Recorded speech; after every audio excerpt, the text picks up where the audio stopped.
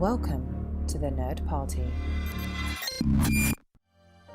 Let the filibustering begin. Welcome to Nerd Party.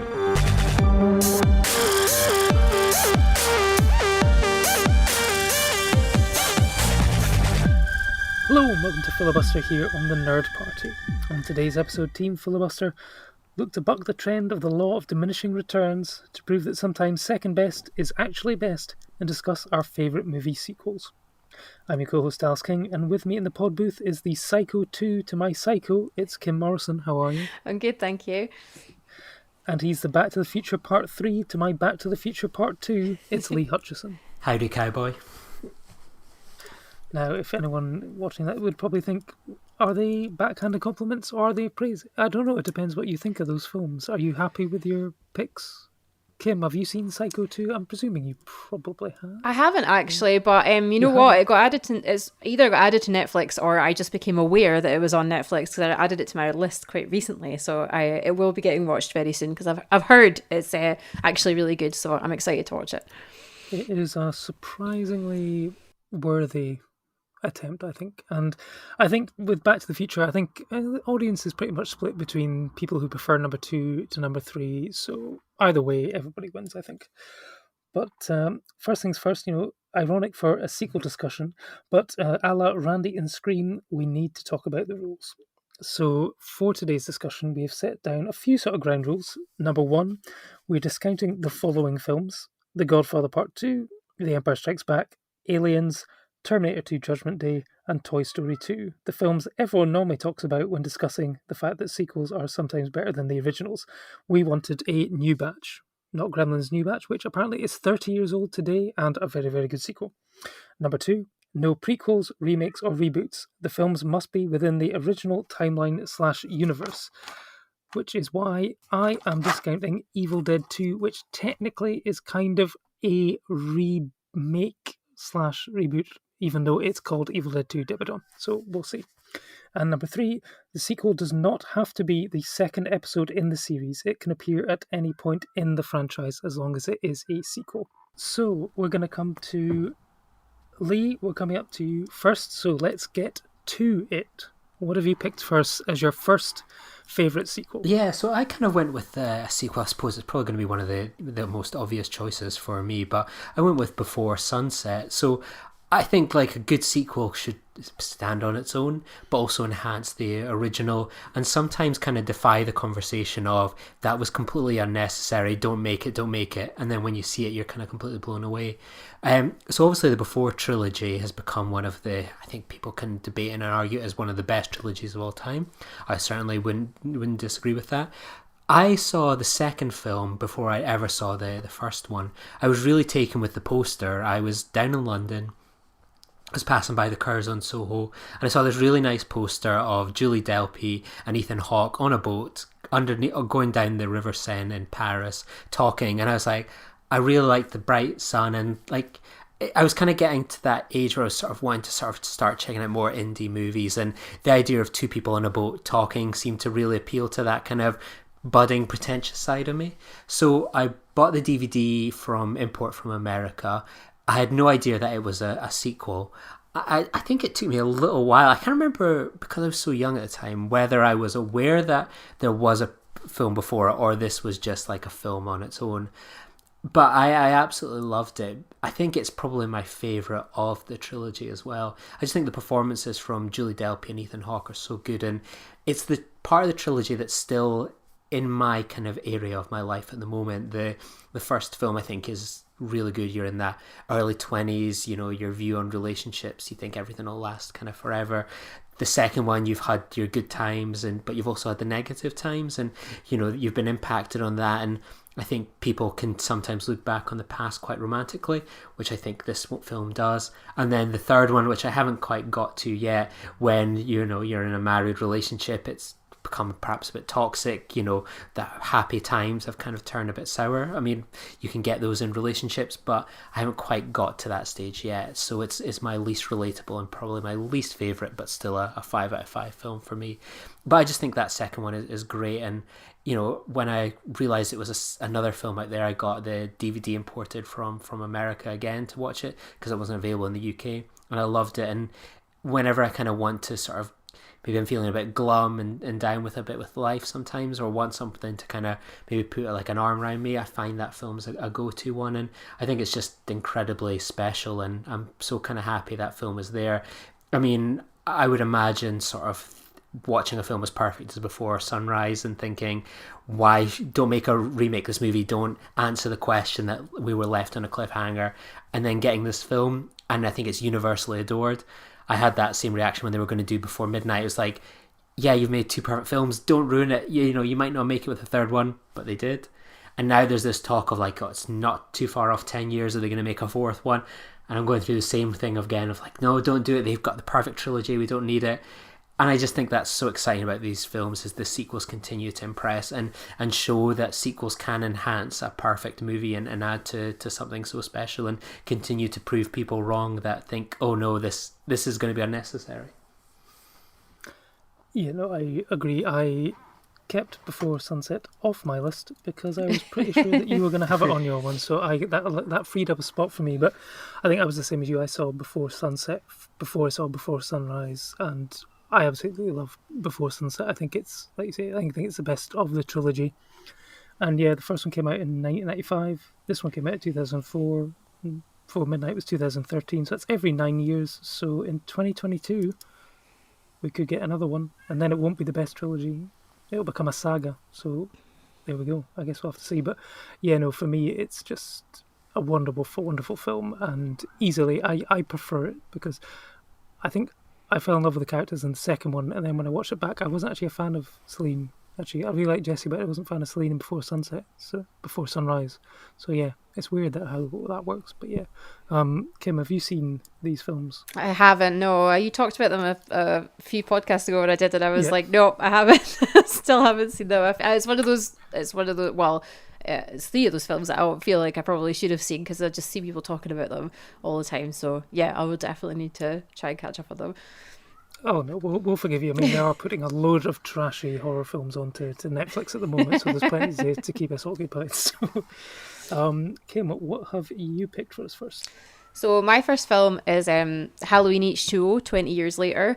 The original Halloween's one of my favourite films ever. Like, it's my favourite horror film, but when I was younger, like my mum was pretty chill with me watching horror films when I was younger, but ones that she'd seen, she obviously knew what happened in them. She would kind of self-censor which ones I got to watch, and Halloween was one of those ones that I remember it being on TV when I was in like primary 5 maybe, and begging her to let me watch it, and she wouldn't. She was like, no, because I've seen it and I know. I really think on the scale of horror films, it's not even that violent. There's not like a lot of blood or anything in it, but she was like, no, you're not watching it. And I remember going to school the next day and everyone had seen it, and they were talking about like the knitting needle in the face and the coat hanger in the eye, and I was like, I don't know what you're talking about. I was so jealous. So when Halloween H2O came out, I live in a tiny village, and we had a tiny video shop in the like corner shop. It didn't have a lot of films, so you just had to wait for what was on TV. But when Halloween H2O came out, that was like a brand new one, and I remember being really excited. I think I'd probably actually seen Halloween 1 by then, but I was like, yes, I'm really, really excited for this. And it was actually the first film that we bought on DVD as well. When we got a DVD player, Halloween H2O was the first film that we bought, and it's just like, Halloween's got a really messed up timeline where there's like 1 and 2, and then 3's not a Michael Myers film, and then like 4, 5, 6, and 7, I think, are again, and I think H2O is 8. I could be wrong, it could be 7.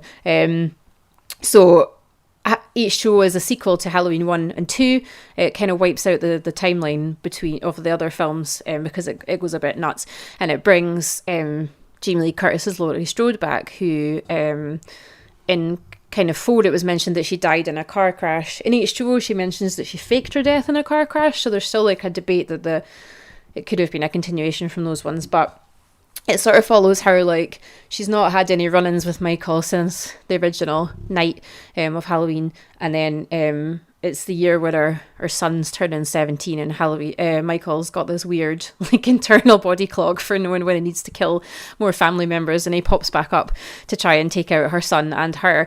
And when I was a teenager, it freaked me out so much. There's so many like good creepy bits of Michael and really good kills, like Joseph Gordon-Levitt getting a ice hockey skate in the face, and I just loved it so much. And then even now, since the newest Halloween came out in 2018, they rewrote the chronology again, and that's just a direct sequel to Halloween 1, so Halloween 2 doesn't even exist in that universe. And I think that the ending that Laurie got in H2O, and even like the life that she had, where she'd she'd had to fake her death and kind of move away, but she'd ended up with a really good job, and she got a nice boyfriend, and she had her son and things. Whereas in the new Halloween, she was kind of this recluse that lived in a house that she kind of turned into a fortress, and she was really scared of Michael like ever escaping and things, and then having to have the showdown with him. And then obviously they decided to make 2 more sequels, so like her fight with Michael isn't over.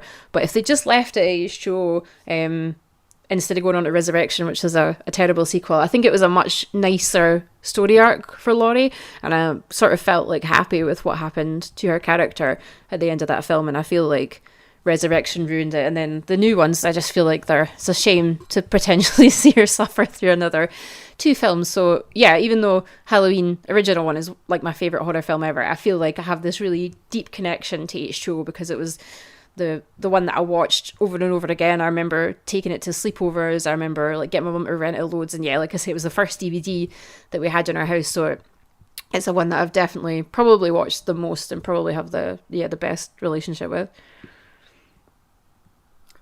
Lee, you were probably around the same age. Did you see this one sort of on video, VHS, or no?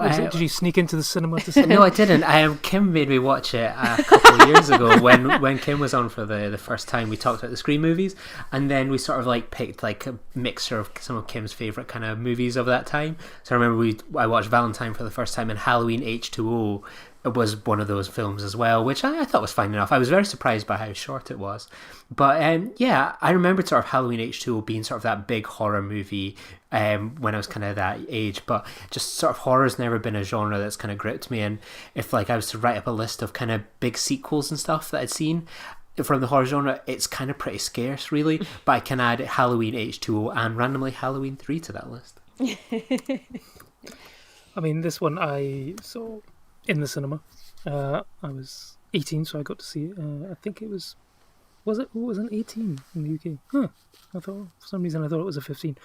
But, I remember sort of watching it, and it was sort of coming off the back of the sort of Screams and I Know What You Did Last Summer and Urban Legends and all that, with its sort of Dawson Creek teen heartthrobs in the sort of disposable fodder roles. But it was great to see Jamie Lee Curtis, because I'd seen the original Halloween by this point. I'd sort of been going through a phase of seeing all the classics like Texas Chainsaw Massacre and all that. So I remember this one coming out, and yeah, like the thrill of seeing Jamie's mum, Janet Leigh, in this with the car from Psycho as well, with a little bit of the Psycho music as well. I was like, oh, I get that reference.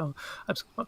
But it did have some really good sort of inventive kills, and yeah, it's got that really cathartic moment where she sort of chops Michael's head off with an axe at the end. And then, was it Resurrection tries to retcon it by claiming it was actually a paramedic who Michael had dressed up in the same clothes and put the mask on, and then, but it was the fact that it was like 20 years later, and it was 20 years later, they managed to sort of tie it all together. I thought, it was really good, and definitely one of the sort of standouts from that sort of wave of stalk and slasher movies, I think, so an excellent choice.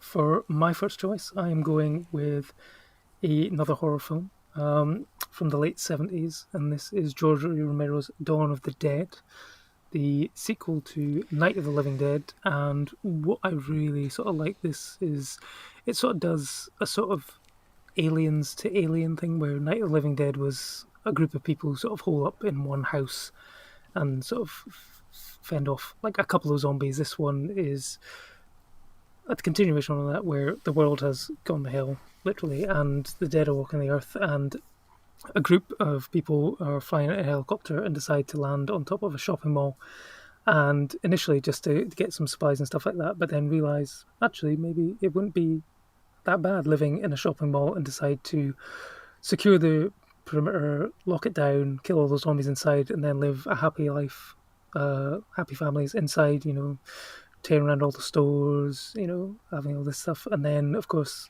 as always, as in every series of Walking Dead, just when you think it's all good, someone else turns up and ruins it for everyone, and then, of course, it goes to hell again.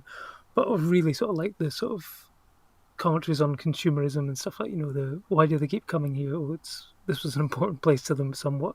I guess you can kind of see it at the moment with all the people queuing outside Primark the first day of the lockdowns over in England. But I really liked it. And of course, the only reason this film really works is, of course, because it's set in America, and of course you've got a gun shop in the middle of a shopping mall. So that's how they managed to survive against all the zombies. But for me, yeah, it's one of my favourite sort of horror films of all time. The special effects are fantastic. So sort of Tom Savini doing a lot of the gore of people getting ripped to pieces and stuff like that. It's just really great. And as with all the best horror films, it actually also says something about the state of the world at that point in time as well. So that's why it's my pick. Now, Kim, I'm sure you've got a few things to say about this one. You know what? I'm so sure that I have seen this, but I get confused because I've seen the remake so much. I'm so sure I have seen it, but everything I try and remember about it, I'm sure I just remember the remake, because I think the remake's pretty like faithful to it and just kind of copies it. But yeah, I do love it. I have a real problem with bits in zombie films where you see people actually full on getting eaten. So like when the guy gets like the like hands put right in his stomach and like all his guts coming out and stuff like that, it really just gets me. It's horrible. So I have that bit ingrained in my brain. So I definitely remember it. But I do love anything that is Tom Savini's effects as well. He is amazing. Yeah, no, I love it. They're very just zombies in general just creep me out, and I do love this. I do love this one, but I worry I've probably seen the remake more, because again, much like H2O, it came out when I was young enough to get it from the video shop, so it was probably watch that one and repeat, whereas the original I would have had to try and actively seek out that version because it's not on the TV much or anything. So yeah, I probably didn't see that until more into adulthood. Yeah, no, well, there's nothing wrong with the remake. Actually, I think the 2004 version is actually one of the best sort of remakes out there. Mm-hmm. It just doesn't. I mean, the only real difference, I guess, is it's a different makeup of people, and also the zombies are fast this time around. But I guess you had to do it because it was coming off the back of 28 Days Later. But I believe there is a massive, expensive, about £70 box set of Dawn of the Dead with various different cuts and documentaries on special effects and stuff like that. If you have to have, if you've been saving money during lockdown and you want to spend it all again, you can get that one. Nice. Lee, have you seen Dawn of the Dead? I would just carry on speaking among yourselves here. No, I've not. I see. Well, I guess we'll come back to you then and move swiftly on to your second pick. Yeah, so my second pick was it was a tough one because I was thinking about there was so many different ways that I could go, and especially with this kind of franchise in particular, but I went with the 11th film on a franchise, which it does stick to your rules, but people that are ignorant think it does not. Not that I think you guys are, but I've heard many discussions about this film which kind of completely misunderstand the film. So I was really torn where to go with this one, and it kind of was a last minute addition. And I don't think it's the best sequel in this franchise, but I think it's the most important. And I've gone with Star Trek 2009. So it's just called Star Trek, but everyone just calls it kind of 2009. So this film is a sequel. It is the 11th film, but it also goes into the past, and it is a sort of semi-reboot with a brand new cast. But it continues on and so on. It is still within the same timeline. Well, it's a separate timeline, but is involved. I don't have my post-its in front of me, but if you know, you know. And if you don't, I'll happily to explain to people. I'll show them a slideshow presentation. But I think this film's really important because sort of the early 2000s, Star Trek had died. I was born in 1987, and every single year of my life, whether I was a fan when I was like an infant or not, Star Trek was always on the TV or producing films and so on. And then Enterprise came along, a mixed bag of a series, but it came to an end and got axed.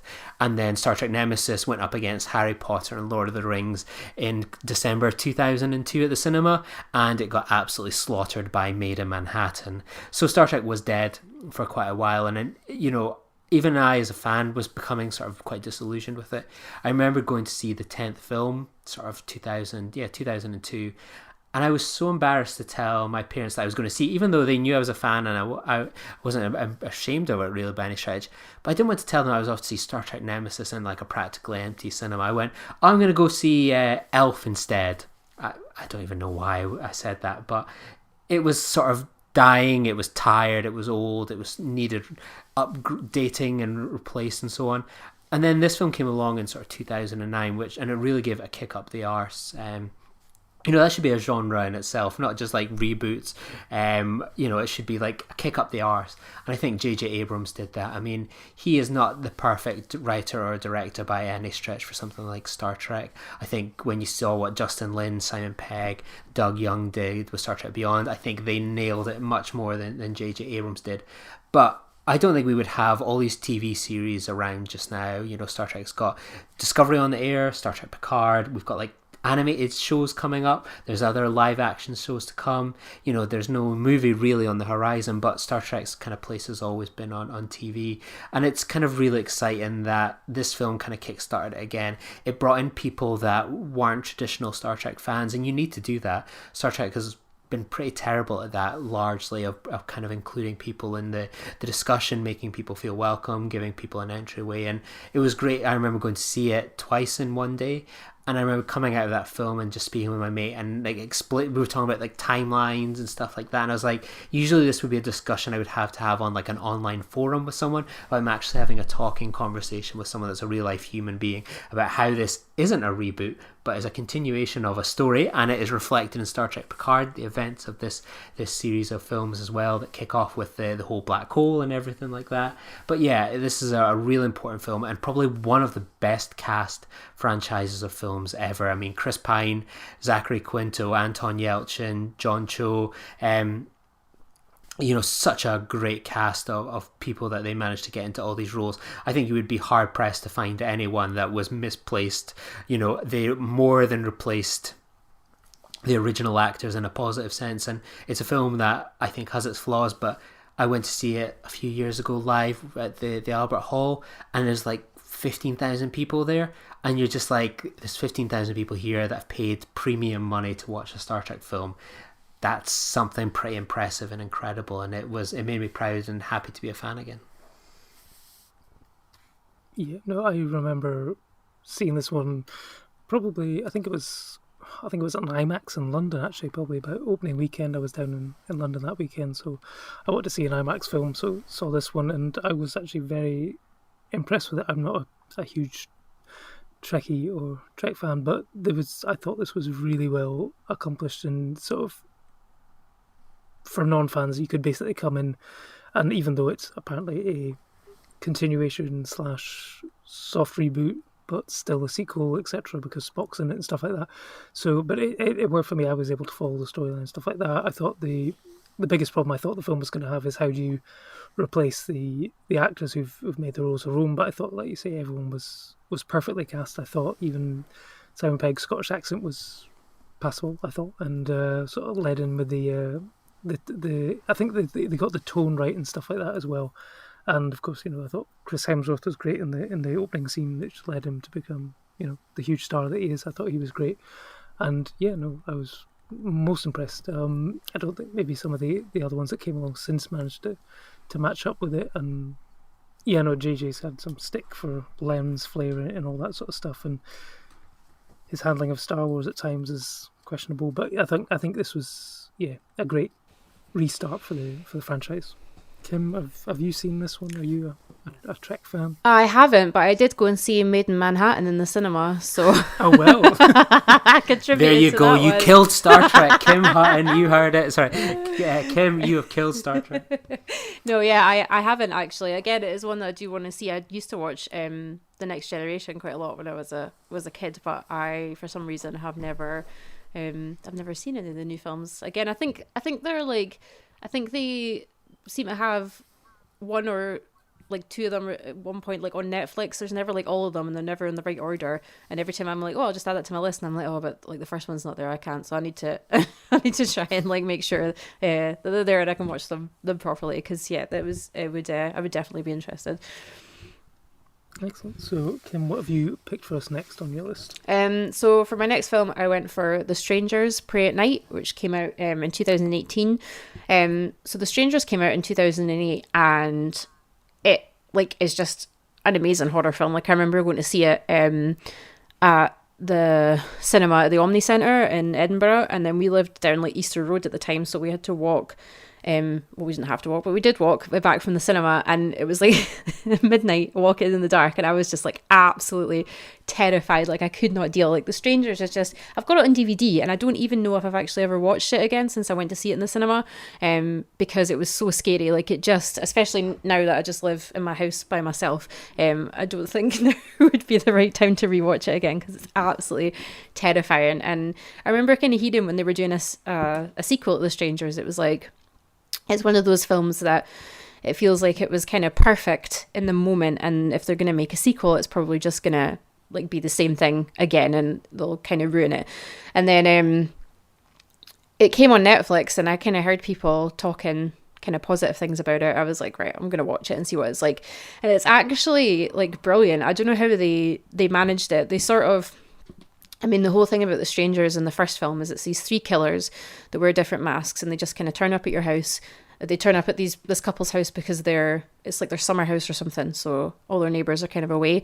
And they just kind of terrorise them for the whole night because they can, and they know that no one's going to come and rescue them. In Pray at Night, it's a family are travelling across America to send their daughter, who's been having some troubles, to like a boarding school. And they stop off at their aunt and uncle's trailer park, which is closed for the season. And the aunt and uncle get killed in like the first 5 minutes. So when they turn up, the trailer park's completely deserted. And they very kind of quickly realise that there's people there that are starting to mess about with them. And they just kind of turn it on their head really well, because in the original, they're very kind of like slow, and they just stalk them. They never really like hassle themselves about chasing them down, because they kind of know that there's nowhere they can go. And in this one, they know that as well, but the film's set 10 years ahead of the original as well, so it's kind of like, what have they been doing in this 10 years? Like, how much better have they got at killing people in these 10 years? It's probably ridiculous. They don't kind of go into that, but yeah, there's the guy who has a sack on his head. It's absolutely terrifying. He kind of drives around in the van all the time, kind of hunting the family down, and then every time they sort of run and hide somewhere, one of the two women kind of pops out and attacks them. And I think they just did a really good job of like kind of taking the same themes from the first film, that there's just these people that kill you for no reason. They've not really got any rhyme or reason. They're just this group that goes around and they kind of isolate you, and they just figure that they're smarter and they're gonna like kill you.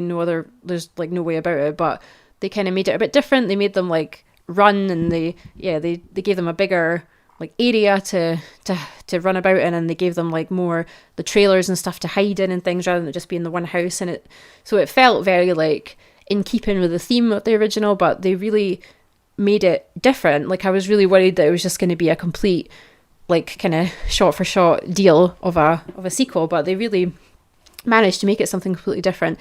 And there's also like the soundtrack to it's really weird. They use really jarring like moments of really like happy like 80s pop music in scenes where it shouldn't be, and it's quite scary. And there's a scene where the son of the family ends up beside the swimming pool, and I think it's like the music comes over the loudspeaker, and it's Total Eclipse of the Heart.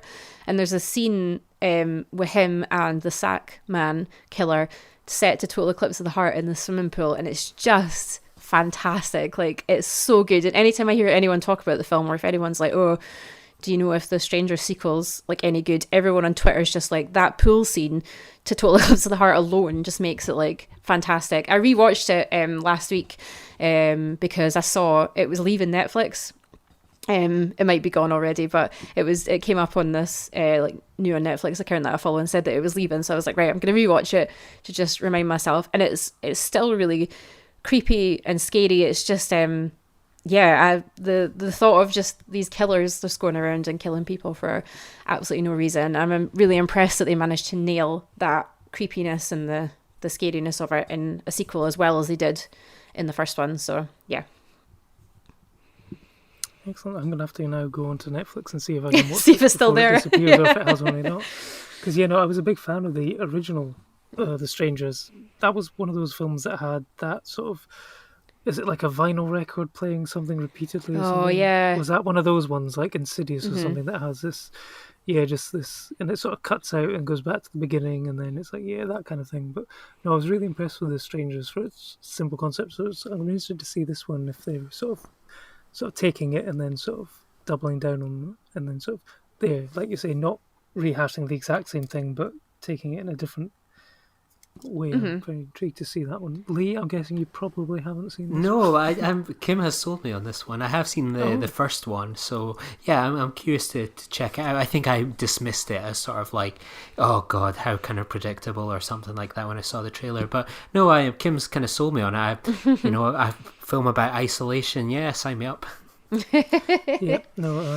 Horror scene was set to Total Eclipse of the Heart. Now, see, I got in my mind, I can just think of Don't Stop Me Now from Shaun of the Dead. I wonder if it's going to be similar to that or not. I guess I'll have to find out. So my second pick is maybe kind of similar to the Star Trek one, where it was a pre-existing franchise which was kind of stagnating along a little bit and then needed a kick up the arse.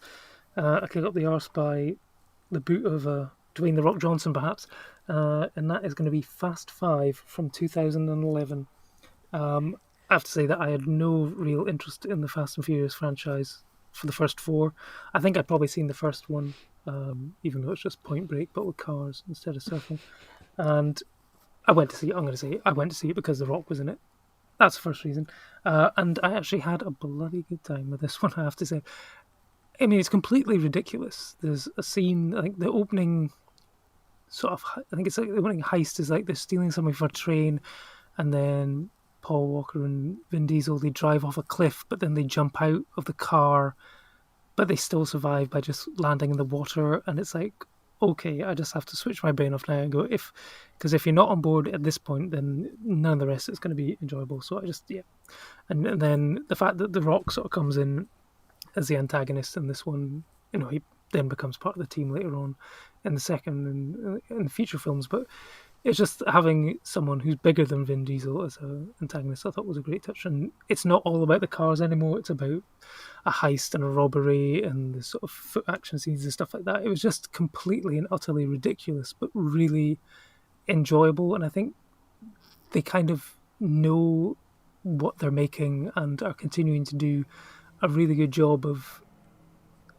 almost increasing the quality as they go along, similar to the Mission Impossible franchise. I think it's one where from like 3 onwards, it's actually got steadily better as they go along, and it's incredible that they're still doing this sort of 10, 15 years on since the first one. But I mean, the next one we're supposed to probably be watching. We should have seen I think it's the 8th one by now, but we'll have to wait another year to see John Cena and Vin Diesel tussle out in Edinburgh. But yeah, it's a franchise which is completely ridiculous, but I now have a soft spot for it because of Fast 5. Are any of you Fast and Furious fans? Not a fan as such, but I will go see them now. I was looking forward to seeing the new one that was obviously going to be based in Edinburgh. I seem to kind of stumble into the shooting every so often. Where I would come out of a train station, like, oh, there's the Fast and Furious guys filming. Yeah, you guys carry on. I'll just kind of do my own thing. But I was the same as you. I'd seen the first one on it was like one of the first DVDs we kind of owned, and I think I maybe watched some of the second one because my brother had it, but I never watched the other ones. And then my mate convinced me to go along with him to the cinema to see Fast and the Furious 5. I had a cinema card. It seemed like no problem. I remember sort of in the first few minutes when the car knocked over the bus and sort of just going, kind of rolling my eyes sort of at how absurd it was. And by the end of the film, I was like a total convert. I thought it was one of the most enjoyable films of that kind of summer. And I've kind of seen them with varying degrees of enjoyment since. I didn't think 6 was that great. I thought 7 was good. 8 that's the one with the submarine, is it? and the planes or something like that. That was okay. But I'm looking forward to the next one with John Cena and in Edinburgh. So yeah, it's a very impressive sequel, and it's just so enjoyable. And I'd be the same as you. I'd convince people to check out the fifth one if they didn't think the franchise was worth a minute of their time. Kim, are you a Fast and Furious fan? I am actually, yeah. I didn't get into. I think I went to see 8 in the cinema, and I have a feeling that I watched like the first 7, sort of back to back quite soon before that. I think it was a case of like Tokyo Drift is always on ITV2, and I kept catching chunks of it, and then I was like, right, you know what? I really actually need to just sit down and watch these in order. Because I'm like a completionist, even if people are like, oh no, it doesn't get good till like the 4th. I'm like, nah, I'm gonna watch them all, it's fine. And yeah, no, I really like them. I don't think I could tell you, like, I don't think I could pick what happens in each specific film. They all kind of run into one another, but I love the like ridiculousness, over the topness. They're very enjoyable. So yeah, I'm quite excited. The only one I haven't seen actually is Hobbs versus Shaw, but I noticed that got added to my mum's Sky Go app, so I can go and watch that, and then I'll be completely up to date and ready for the new one whenever it comes out. Well, if you do watch Hobbs and Shaw, watch out for the Greggs in George Square, because Glasgow, for a couple of shots, Nice. Appears as London in it. So, and if you're a fan of Glasgow, you can tell immediately when it's Glasgow and when it's London. Nice. It's the same as World War Z, Yeah. when it filmed in there as well. So, Lee, let's go to you. What's your final pick for your favourite sequels? God, yeah, this was a really, really very difficult one. I could have gone a million different ways, but then sort of bit of inspiration came out of nowhere, and I thought, you know what, I'm going to go with this one, and I picked T2 Trainspotting. So I think no film has been sort of more anticipated or in sort of purgatory more than sort of Trainspotting 2. I think from when I was young, sort of in the VHS days, there was always the talk of, oh, there's this sequel porno, it'll make a great film, is it going to happen? And every few months you would hear reports, oh, they're up for it, oh no, there's beef between the guys now, they're not going to make it, you know. And I was sort of, yeah, I'd read porno. No, I actually hadn't read porno. I'd listened to the audiobook on tape with my dad whenever we were kind of driving in car. And yeah, I kind of enjoyed the story, but I never thought much of it. But I always thought it would be kind of a bit predictable. It's like, oh, here we go. It's, 15 years later, but they're still the same drug-addled idiots and so on, making the same terrible mistakes. But I was so surprised when the film came out, and I was slightly gutted at the time because the premiere happened literally at the bottom of my street at the time, that in a flat I used to stay. So I went down in the morning. You got like this like wristband and stuff, so you could kind of go along and watch the kind of people coming in and stuff. And I thought, oh, that's the bottom of my street, I'll go down. So I got my band, and I was like number 32, and so I went in. I got to see all the stars, got like some selfies. It was like a really fun atmosphere. And then at the end, they were like, we've got tickets here for 30 people with numbers 1 to 30 wristbands. I'm like, you're absolutely kidding me here. I was like a couple minutes away from being able to go into the premiere, just sit and watch it. And then there was like some people that clearly had left that were between 1 and 30. And I thought, like, well, I'm surely a shoo-in now. And then like some people that were getting like the number 45 and like 52 were getting tickets. I was like, what the hell's going on here? And I was in such a huff. But I got to see it like a week later with an audience, which is probably the best way to watch one of these films. I kind of convinced myself. But what I loved about the film was that, well, the first film, apart from the sort of the iconic opening scene, is all shot in Glasgow. And I loved that this film was sort of featured so much of what I loved about Edinburgh, even though the geography could be incredibly wonky at points. As someone that loves to run around Arthur's Seat, I love that these are people that have swapped, and I'm not saying that I was like this at all, but swapped their drug-addled days and sort of deeds for sort of getting high off running around and sort of being in each other's company, and there's only one sort of drug scene. And I just really liked that was a sequel that, sort of by default ended up being sort of all these years later, you had these characters that had aged and grown, and it wasn't just sort of a sequel that had been put together a couple of years later, or it was one that people were desperate to kind of do just to get some cash in and reboot a franchise. It was something that kind of came together incredibly well, and I thought all the performances were really good, and it's one that I find myself kind of, I think, slightly better perhaps than the original. I mean, the original is still a bona fide classic, but I think there's something kind of really special about the second one, and I think they made so many great decisions. And the fact that they got everyone back together, from Danny Boyle to Ewan Bremner and everyone in between, and made such a great representation of Edinburgh, I thought was something really special. And I think it defied everyone's expectations, and in some cases people's expectations kind of fell short, but I think they were slightly misguided in terms of what they were hoping for. Kim, are you a fan of T2? The other T2?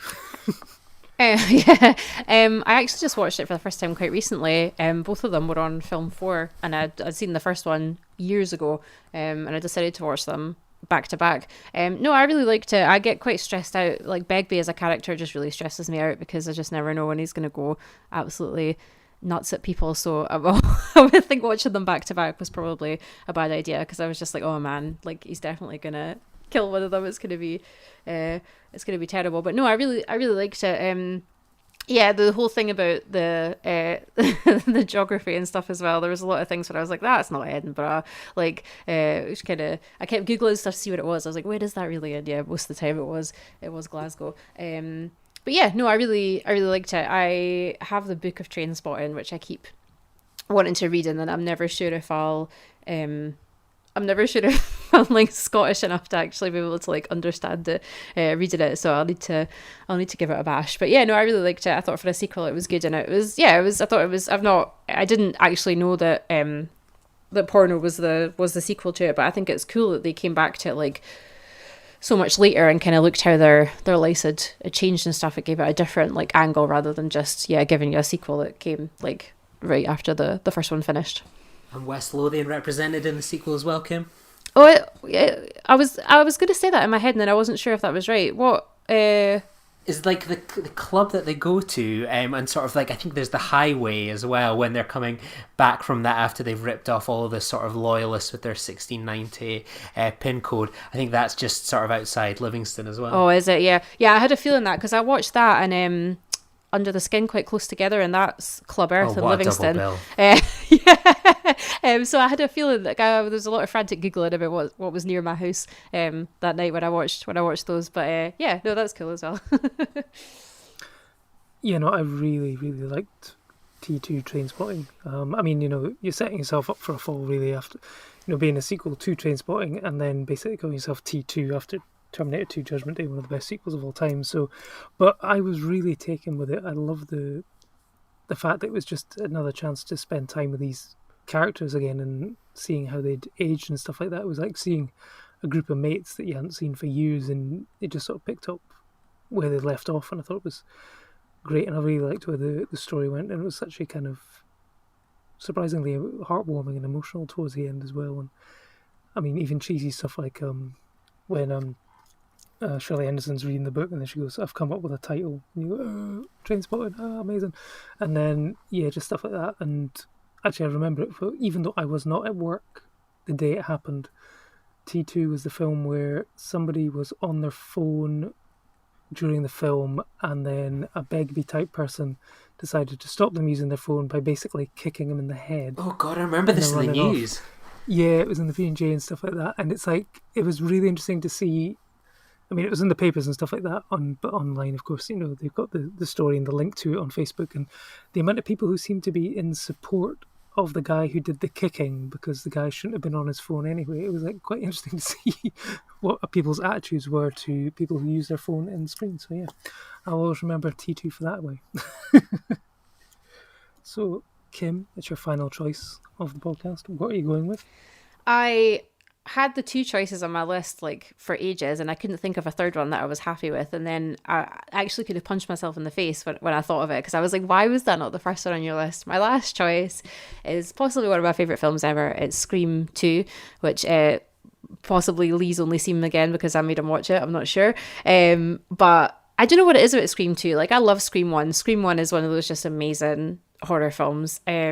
It's just like, even when I watch it now, I'm just like, oh, it's so like good. Everything about it's amazing. So I don't know what it was about Scream 2 that ended up being like my favourite. I don't necessarily think it's like a better film. I would say that they're equal, but there's just something about it that we used to be obsessed with when I was in high school. Me and my friend Zara used to watch it just absolutely non-stop. Like every time I stayed over at her house, we watched it. We used to sit and quote it to each other. She had like the soundtrack on CD. We just used to watch it all the time. And like, yeah, I watch it now and it's still just brilliant, but I don't know what it is that makes it better than Scream 1.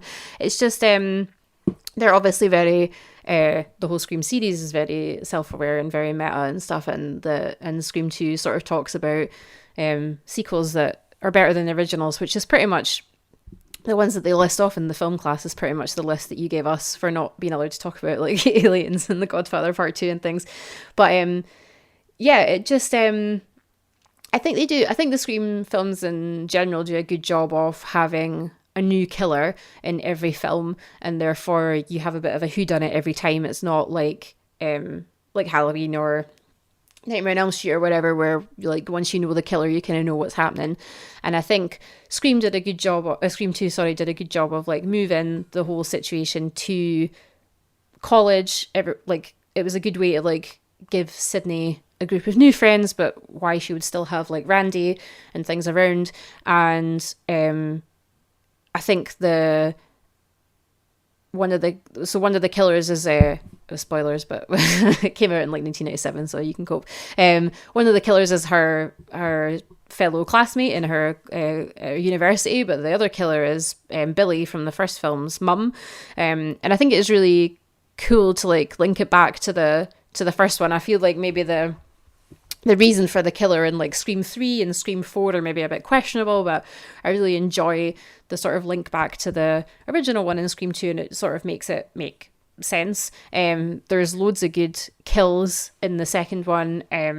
My favourite one is Sarah Michelle Gellar, even though I absolutely adore her, and I'm kind of, after I know what you did last summer, I'm kind of sad to always see her getting murdered in films, but her death in Scream 2 is amazing. And unfortunately, Randy, who is my absolute dream man, gets killed in Scream 2 as well. So I really don't know why I enjoy watching it. I'm always really sad when it like gets up to the scene where he dies, because the scene before that with him and Dewey having a conversation about like who could be the killer is one of my favourite scenes, and one that me and my friends used to quote back and forwards at each other. So having that scene right before the one where he dies is really just a punch in the face, because I can't really enjoy it. Much like the first film, it's got an amazing soundtrack as well, and it's got some like stupid like funny bits in it, like Sydney's boyfriend Derek getting up on the table and like singing to her and stuff. It's just it's just like a perfect like slasher film, and it did a really good job of being the second one to this absolutely like iconic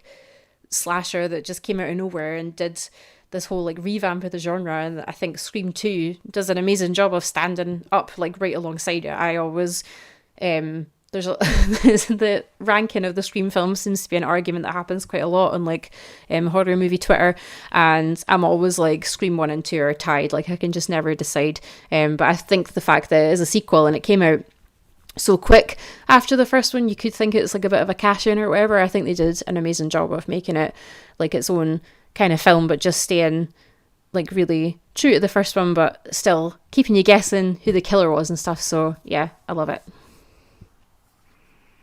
Yeah, Lee, have you seen Scream 2? Yeah, hell yeah, I have. It's on my honourable mention list. A horror franchise you actually have. Yeah, I've seen all 4 of them and the first episode of the TV show. So yeah, this one's on my honourable mentions list. Like, I went into this film because I loved Scream. And I think we talked about it in our Scream episode. I remember sort of being at like a barbecue 35 miles away from like our family home, and Scream was getting like its premiere on Sky. Scream 2 was getting its premiere on Sky that night. And I pretty much spent that whole afternoon trying to badger my parents to like, would you look at the time? Because I was so desperate to see this sequel and stuff. Yeah, a fantastic film. And I think it's definitely one. I think it just edges out ahead of Scream 1 personally, but I'm the same as Kim. Those 2 films are so kind of, the line between them are so thin, but yeah, great films and a great sequel. Yeah, no, I think they are probably tied. It's very difficult to pick between those ones, although they did kill off Randy in Scream 2, so therefore, and I do feel very bad about that, because I think it was like, yeah, was this one? Yeah, was it 97 or something? So yeah, I think it was the reason that I actually took film studies classes in university, because I thought it was just going to be sitting around chatting about movies, but it actually wasn't. There was actually work to be done, like essays and stuff like that. So it never was as fun as it made out in the movies. But yeah, no, I think like the whole recreating, turning the Scream into a movie based on the murders and that, and Stab and stuff like that was brilliant. The opening scene was great in that.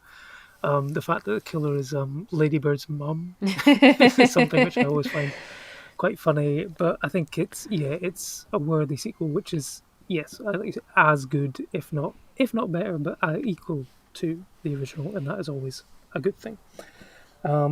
Which I guess leaves me with my final choice, which is a sequel which is, some would argue, is as good, if not better than the original. Some would say not.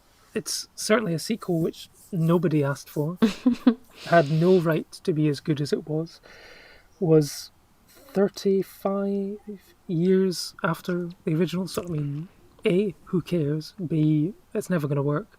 But somehow it did. It's a film which finally won Roger Deakins an Oscar. And if anyone who knows me, they're probably not surprised at me picking this one. But it's Blade Runner 2049. I went into this film not expecting to love it.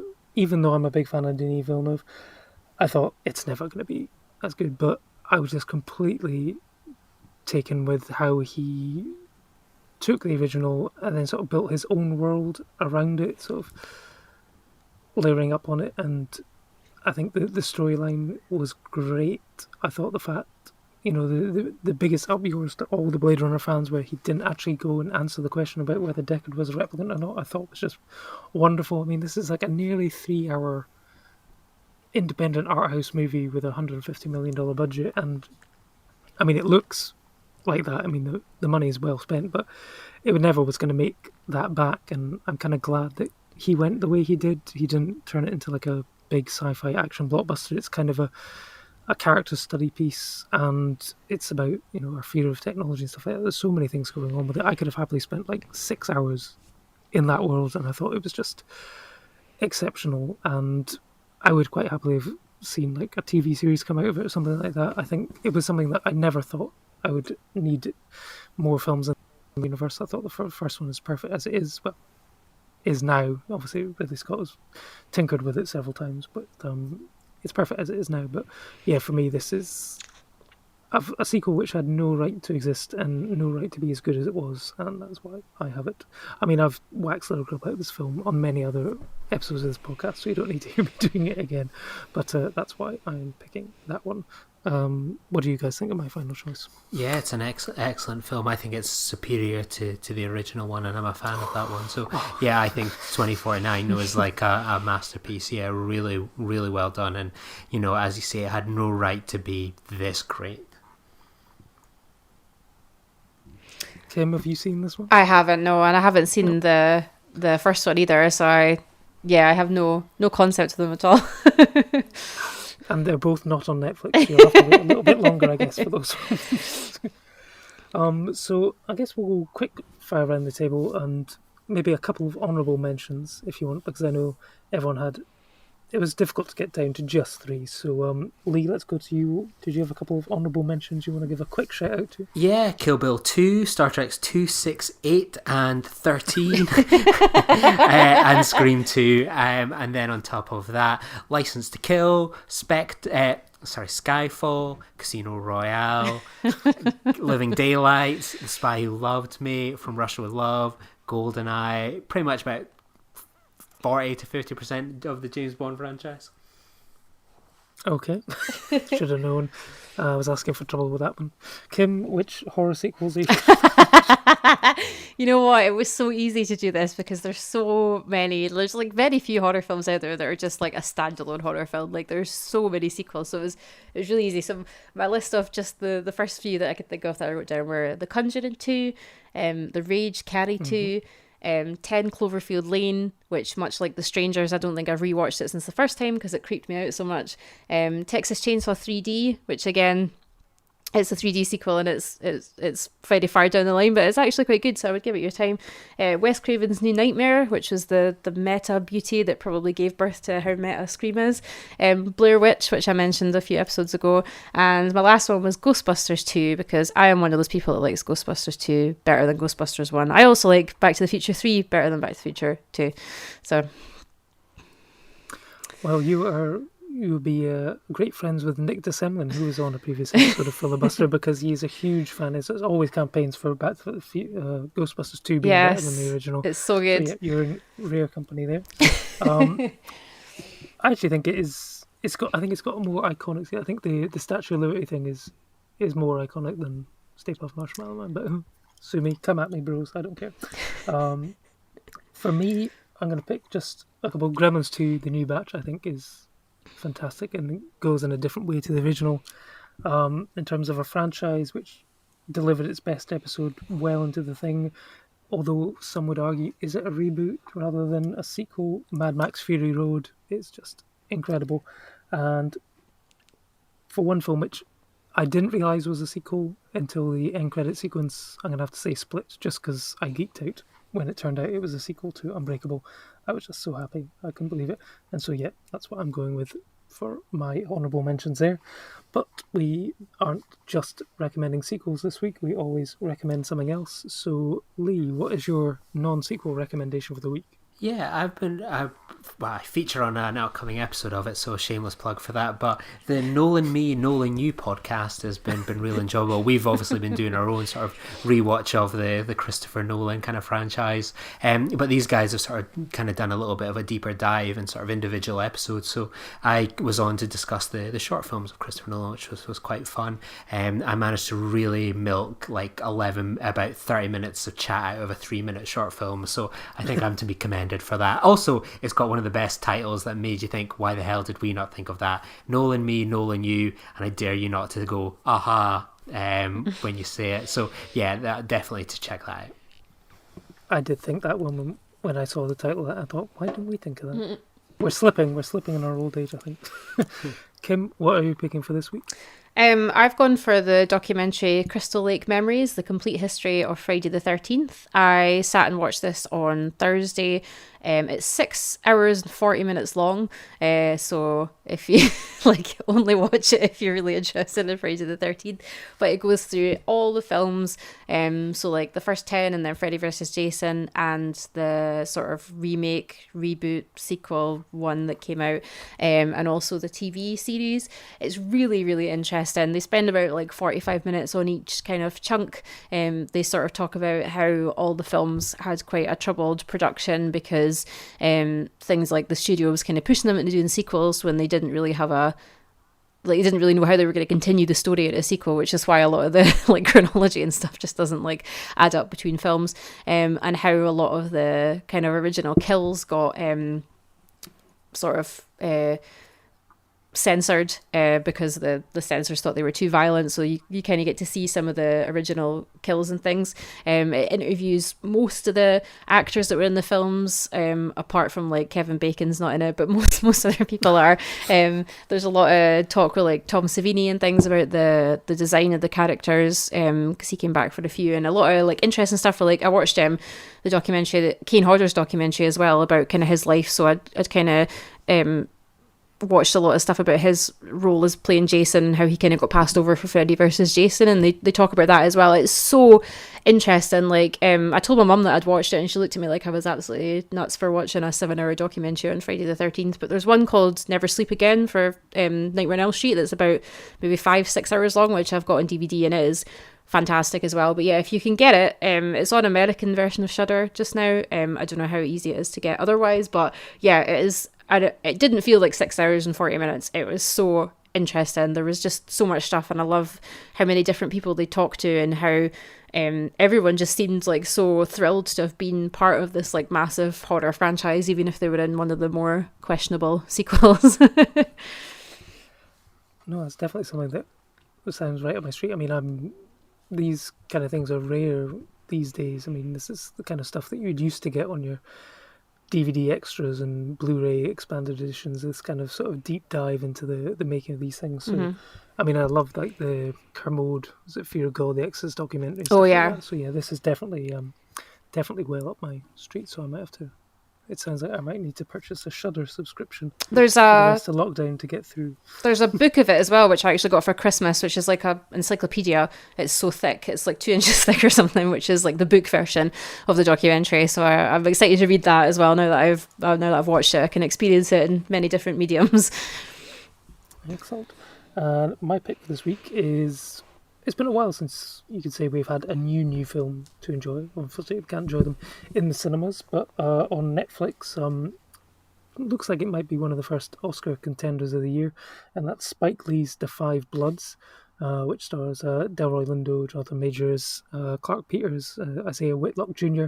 And if you're asking, does Isaiah Whitlock Jr. do the thing that he does? He does.